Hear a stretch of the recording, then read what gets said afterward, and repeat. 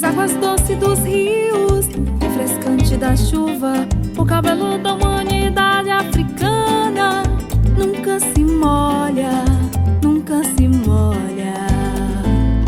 Nas águas doces dos rios, refrescante da chuva, o cabelo da humanidade africana nunca se molha, nunca se molha.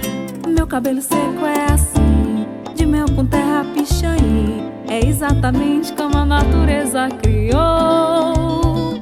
A fruto piniquim, filha do Tocantins, encontro dos rios, esse sonho se realizou.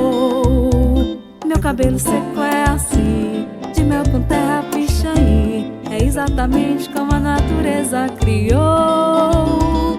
A fruto piniquim, filha do Tocantins, encontro dos rios, esse sonho se realizou.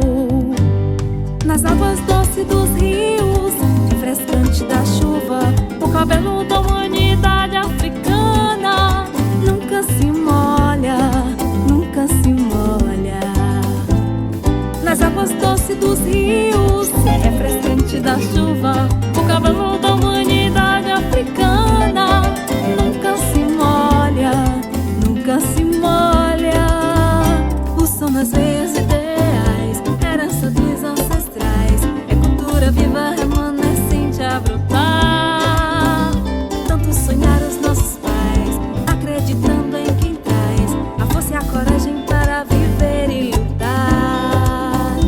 O som nas veias ideais, herança dos ancestrais, é cultura viva remanescente a brotar. Tanto sonhar os nossos pais, acreditando em quem traz a força e a coragem para viver e lutar.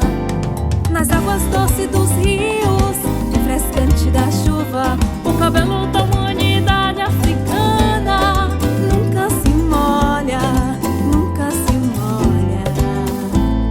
Nas águas doces dos rios, refrescante da chuva,